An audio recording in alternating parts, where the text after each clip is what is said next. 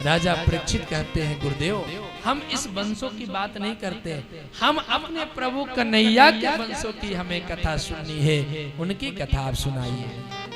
महाराज नारायण हुए, नारायण के बाद ब्रह्मा जी का अत्रि, अत्रि का चंद्रमा, चंद्रमा का बुध, बुध का इरोवा, उसके बाद विवाह के लड़के हुए नहुष, नहुष के 4 लड़के हुए यति, ययाति, सयाति और अयाति। और इस 4 लड़के के विभक्ति कृति हुई, कृति के फिर याति हुए, याति की शर्मिष्ठा देवानी हुई, देवाने का यद्रवसु हुए। और इसी के चल में सूरसेन महाराज हुए और सूरसेन के वासुदेव महाराज, तुरसरों का वासुदेव जी हुए और वासुदेव के ही खानदान में कृष्ण हुए। महाराज एक चीज और सुनो, इधर राजा कंस ने अपने पिता उग्रसेन को बंदी बनाकर कारागार में डाल दिया, अपने रजता हथियाने के लिए, संभालने के लिए, उसको अपने राजसभा को संभालने के लिए पिता को ही जेल में डाल दिया। और महाराज जेल में डालने के बाद चारों तरफ हाहाकार मचा दिया कि आज से राजा हम हैं, आज से राजा हम हैं साहब।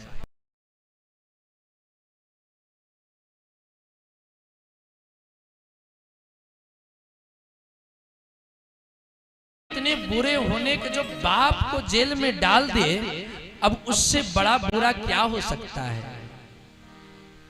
लेकिन सत्ता बनाने रखने के लिए अपने चचेरी बहन का शादी करने के लिए अपने मित्र वासुदेव को बुलाया कि मित्र उनसे विवाह किया जाए। और विवाह किया, समाज को दिखाने के लिए विवाह किया। और विवाह करके बड़े धूमधाम से बहन का विवाह किया। और विदा करने के लिए रथ को स्वयं चलाकर लेकर गया। लेकर जैसे जा रहा है, रास्ते में आकाशवाणी हुआ, एक कंस बड़े प्रसन्न हो तुम, ये जो प्रसन्नता से अपने बहन को विदा कर रहे हो, ये ध्यान देना, यही बहन के 8वें गर्भ से तुम्हारी मृत्यु निश्चित है। ये आकाशवाणी को सुना जब डर गया महाराज, ऐसे डरा कि तुरंत उतरकर देवकी का बाल पकड़कर खींचा और तलवार निकालकर मारने का प्रयास किया। वासुदेव जी कहते हैं कंस, अरे मेरी अभी तो शादी हुई है और पत्नी की रक्षा करना हमारा तो परम धर्म है। एक काम करो, तुम्हारा अगर 8वें गर्भ से डर है तो हम इसके बच्चे संतान को तुम्हें लाकर सौंप देंगे। 10 मिनट और शांति बने, 10 मिनट हम सौंप देंगे। महाराज कंस समझ गया, ठीक है, लेकर आया, मथुरा में ही ले आया, रख दिया, कारागार में डाल दिया। धीरे धीरे समय व्यतीत होते गया। महाराज एक संतान हुआ, संतान को वासुदेव जी लेकर आए, कंस को दिए कि कंस ये देवकी का पहला संतान है, तुम इसको लो। महाराज जैसे दिया, कंस ने उठाया मारने के लिए, तो सोचा कि 8वें गर्भ से मृत्यु होना है, तो हम पहले गर्भ को क्यों मारे। कंस वापस कर दिया। महाराज जैसे वापस किया, नारद जी महाराज प्रकट हो गए और नारद जी आकर कंस को समझाते हैं कि समझो भाई, अरे एक कमर का फूल है। आप लोग आगे भी बढ़ सकते हैं, पीछे जो है बढ़ तो आगे बढ़ सकते हैं। एक कमल का फूल है, इसकी 8 पंखुड़ी है। अब गिनती करो, यहां से 1 2 3 4 5 6 7 8 और फिर इसको ऐसे घुमो 1 2 3 4, मतलब उल्टा सीधा कैसा हूं सिखा दिया कि कौन सा पहला गर्भ जो है ये 8वां गर्भ हो सकता है और 8वां गर्भ पहला गर्भ हो सकता है। कंस ने तुरंत लेकर आया और उस बच्चों को मार दिया। महाराज पहला बच्चा मारा, दूसरा संतान हुआ उसको भी मार दिया, तीसरा मारा, चौथा मारा, 5वां मारा। महाराज 6 बच्चों को मृत्यु के घाट उतार दिया। अब धीरे धीरे समय 7वें संतान आया, गर्भ में 7वां संतान आया। महाराज योग माया से उस गर्भ को निकालकर ब्रज में रोहिणी के गर्भ में स्थापना किया गया। सब डॉक्टरी फेल हो जाती है जब साहेब बीएड एमएड एमडी करके एमबीबीएस करके जो डॉक्टर बन के आते हैं और ऐसी अगर करना हो कि किसी का गर्भ निकाल कर दूसरे माँ के गर्भ में स्थापना करना हो तो सारी डॉक्टरी रखी रह जाती है। लेकिन मेरे भगवान की डॉक्टरी देखिए कि मैया के गर्भ निकाल कर रोहिणी के गर्भ में स्थापना कर दिया गया। धीरे धीरे समय आया, 7वां संतान हुआ नहीं, 8वां का नंबर आया। अब चारों तरफ का कंस ने आदेश कर दिया कि कारागार बंद कर दो, चारों तरफ से ताला लगा दो, सैनिकों का पहरा बढ़ा दिया कि अगर ये बच्चा मेरा काल है कहीं छूट ना जाए, बच ना जाए। चारों तरफ से लगा दिया। महाराज भगवान धीरे धीरे उसी कारागार में प्रकट हुए। कैसे प्रकट हुए? 4 हाथ लंबा शरीर, शंख चक्र पद्म लिए हुए प्रकट हुए। मैया कहती है देवकी, अरे आप कौन हो? कहे माँ हम तो आपके संतान हैं, आपके लड़के हैं। अरे साहब हमको ऐसे लड़के नहीं चाहिए कि जो आते विवाह करने योग्य हो, हमें तो बच्चे चाहिए जो गोद में आकर रोए, खिलाएं। अच्छा माँ एक काम है। क्या काम? क्या है? तो माँ मैं यहाँ बच्चा बनूंगा, लेकिन आप पिताजी के द्वारा गोकुल में आप भेज देना, नंद बाबा के घर में वहां रख देंगे और वहां पर कन्या जन्म ली होगी, उसको उठा कर ले आएंगे। बाबा कहते हैं वासुदेव जी कि भैया ये पूरा सिकड़ी से जकड़ा हुआ है, गेट सब बंद है, कैसे होगा? चिंता मत करिए, इस मायापति के सामने किसकी माया चल सकती है। महाराज समय धीरे धीरे आया, सबने स्तुति करना शुरू कर दिया। सत्यव्रतम सत्यपरम त्रिसत्यम सतस्य योगिनम निहितम च सत्ये। सबने सत्य की महिमा गाया। गुणान्वनः गुणसंश्रयाश्च चिन्तया नामानि रूपाणि च मङ्गलानि ते क्रियासु यस्त्वाश्चरणान् विन्दे राविष्टो चेतान् भवाय कल्पते। महाराज धीरे धीरे समय आया, इधर ब्रजवासी भी मगन होकर सब कुछ साफ सुथरा किए हैं, सब बुला रहे कि मेरे प्रभु आए कैसे। मैंने आंगन को नहीं बुहारा, हमने घर को नहीं संवारा। मैंने आंगन नहीं बुहारा, मैंने आंगन नहीं बुहारा, कैसे आएंगे सभी लोग बुलाइए, कैसे आने वाले आएंगे भगवान। मैंने आंगन नहीं बुहारा, मैंने आंगन नहीं बुहारा, कैसे आएंगे भगवान, कैसे आएंगे भगवान। मैंने आंगन नहीं बुहारा, मैंने आंगन नहीं बुहारा, कैसे आएंगे भगवान, कैसे आएंगे भगवान। मैंने आंगन नहीं बुहारा, मैंने आंगन नहीं बुहारा, कैसे आएंगे भगवान, कैसे आएंगे भगवान। जय हो। सभी लोग प्रेम से बुलाएं, मेरे ठाकुर जी आने वाले हैं। ऐसे प्रेम से बुलाओ मेरे गोविंद को। वैसे तो कंस की यहाँ बड़ा संकट है, लेकिन आपके भक्ति से मेरे प्रभु आ जाए। चारों तरफ सजवाओ, आंगन को बुलाओ, मन को सजाते हुए गोविंद को बुलाओ।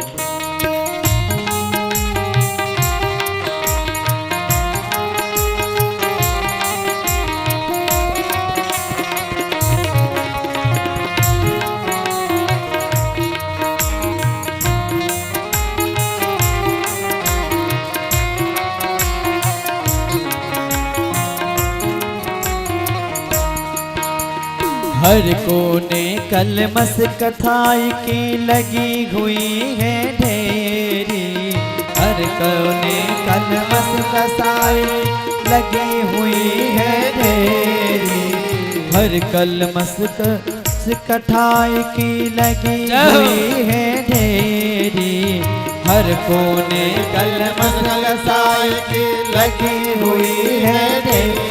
अपने मन को नहीं सवारा, अपने मन को नहीं सवारा, कैसे आएंगे भगवान, कैसे आएंगे भगवान, कैसे आएंगे भगवान, कैसे आएंगे भगवान। हमने आंगन नहीं बुहारा, हमने आंगन नहीं बुहारा, कैसे आएंगे भगवान, कैसे आएंगे भगवान। हमने आंगन नहीं बुहारा, कैसे आएंगे भगवान, कैसे आएंगे भगवान। हृदय हमारा पिघल न पाया जब देखा दुखियारा, हृदय हमारा पिघल न पाया जब देखा दुखियारा, हृदय हमारा पिघल न पाया जब देखा दुखियारा, हृदय हमारा पिघल न पाया जब देखा दुखियारा। किसे पंथ भोले ने हमसे पाया नहीं सहारा, किसे पंथ भोले ने हमसे पाया नहीं सहारा। सूखे करुणा की है धार, कैसे करुणा की है धार, कैसे आएंगे भगवान, कैसे आएंगे भगवान। हमने आंगन नहीं बुहारा, हमने आंगन नहीं बुहारा, कैसे आएंगे भगवान, कैसे आएंगे भगवान। हमने आएंगे भगवान, कैसे आएंगे भगवान, कैसे आएंगे भगवान, कैसे आएंगे भगवान। अब धीरे धीरे भगवान का जन्म हुआ। उसी कलागार में ही भगवान जन्म लिए। अंदर भी बैठ सकते, इधर भी बैठ जाइए, जहां जगह मिले वहीं बैठ जाइए। बोलिए भक्तवत्सल भगवान की जय। भगवान कारागार में ही जन्म लिए, लेकिन अब चारों तरफ से सैनिक बंधन बनाए हुए हैं। भगवान वासुदेव जी ने कन्हैया को लेकर माथे पर जैसे निकलने का प्रारंभ किया, सारा गेट धड़ाम धड़ाम खुल गया, सारी बेड़ी वेंड सब खुल गया, सब कुछ खुल गया महाराज। वह वासुदेव जी लेकर चल दिए, कन्हैया को लेकर जा रहे हैं। आगे श्री जमुना जी मिलती है, मानो कि मेरे कन्हैया उस टोकरी में बैठे हुए हैं और जमुना जी ऐसे उफाल मारती ऊपर उठ रही है, मानो कि कन्हैया जी को मिलना चाहती है, कन्हैया का चरण स्पर्श करना चाहती है। इंद्रदेव को पता चला कि मेरे प्रभु अवतरण ले चुके हैं, तो इंद्रदेव ने मिलने के सहारे अपनी रिमझिम धीरे धीरे बारिश कराने लगे। घट्टा तड़कने लगा, बिजली चमकने लगी, जोर जोर से फिर बारिश होने लगा। ऐसी बारिश हुआ कि अब लगा कि कन्हैया मेरे भीज जाएंगे। शेष नाग कहे कि भैया मेरे प्रभु भीज जाए अच्छी बात नहीं है, बस फण लेकर तुरंत आ गए और ढक लिए। महाराज धीरे से ऐसे ढक कर लेकर आए, ब्रज में पहुंच गए। ब्रज में आकर नंद बाबा के घर में मैया यशोदा के पास लाला को रख दिए और वहां पर एक बेटी जन्म ली थी, कन्या जन्म ली थी। उस कन्या को लेकर वापस आए और जैसे मथुरा पहुंचे, जेल खाने में पहुंचे, पुनः चारों तरफ से बेड़ी बंद गई, सारा गेट बंद हो गया। अब बेटी भी जोर जोर से चिल्लाने लगी। कंस को पता चला कि 8वां गर्भ संतान जन्म ले लिया है, तुरंत दौड़ पड़ा, कहा कि आओ भाई इसको मारा जाए। लेकर आया उस कन्या को और जैसे उठाकर पटका मारने के लिए वो कन्या ऊपर उड़ पड़ी। महाराज घाटा में उड़ी और कही, कंस तुम हमें क्या मारोगे, तुम्हें मारने वाला तो जन्म ले चुका है। और वहां से जाकर विंध्याचल में स्थिर हो गई। विंध्याचल मां के नाम से वह स्थिर है। इधर ब्रज की लीला देखिए, नंद बाबा को अब ये लग रहा था कब मेरे घर में छोरा होगा, क्योंकि 90 साल के उम्र में लाला घर आने वाले हैं। महाराज एक दिन एक संत भगवान आए बाबा के यहाँ, और संत भगवान जब पधारे तो बाबा ने बड़ी सेवा किया, खूब सेवा किया। मैया यशोदा ने बहुत सेवा की। बाबा से कहे, बाबा आप मांगो। जाते हुए संत कहते हैं, बाबा आप मांगो, क्या चाहते हो? बाबा कहे, हमें कुछ नहीं चाहिए। संत कहते हैं कि आपको कुछ अगर नहीं चाहिए तो जाइए, आपको संतान हो, पुत्रवान बाबा। महाराज बाबा कहते हैं, बाबा कि महाराज जी आप हमें क्यों ऐसे आप भी शर्मिंदा कर रहे हो? अरे 90 साल की उम्र में किसी घर में क्या छोरा होगा, संतान होगा? मैया यशोदा जब आई प्रणाम की, तब भी बाबा कहे पुत्रवान भव।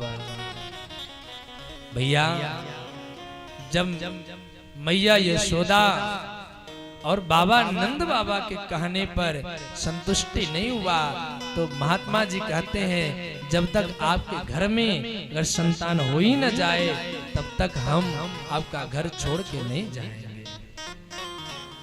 महाराज समय व्यतीत हुआ, नंद बाबा के घर में कन्हैया आए। इधर मैया यशोदा सोई हुई है, वहां बालक खेल रहा है और नंद बाबा गौशाले में जाकर माला जप रहे हैं। यमुना जी में स्नान करके सुबह 3 बजे स्नान किया और माला पुत्र की कामना को लेकर जप रहे हैं, लेकिन मन नहीं लग रहा है कि क्या होगा। अभी तक तो भयो नहीं, आगे के पतो नहीं। अभी तक जप रहे माला लेकिन शब्द नहीं निकल रहा है, तो केवल यही शब्द निकल रहा है कि अभी तक तो भयो नहीं और आगे के पतो नहीं। महाराज जैसे जप रहे तैसे नंद बाबा की बहन नंदा ने दौड़ते दौड़ते कही भैया भैया जैसे शब्द लगाई। अब नंद बाबा से रहा नहीं गया। नंद बाबा कहते बोल बहन क्या है। ना ना ऐसे तो नहीं बोलेंगे। तो क्या चाहिए बोलो, क्या हुआ बताओ ना, छोरा हुआ कि छोरी हुई। नंदा कहती है बाबा हम बुआ का बड़ा अधिकार होता है, जब भतीजा जन्म लेता है तो हम तो ऐसे नहीं बताएंगे। तो क्या चाहिए बोलो, ये तिजोरी का चाबी ले लो, जो चाहिए वो निकाल लो। तो ना हमें भाभी का तो 9 लखा हार चाहिए, हमें हार चाहिए। कहा चलो बताओ तो जल्दी। हमें तो बोलो क्या चाहिए क्या चाहिए। भैया नंद बाबा के हम जैसे बुआ बोल दी, नंदा बोलती है कि लाला हुआ। नंद बाबा ताता थैया करके रोने लगे, वाह अभी तो को पता नहीं, और जब भयो तो छोरो भयो है। इधर ब्रज में बालक इतना चिलख रहा है, रोने लगा।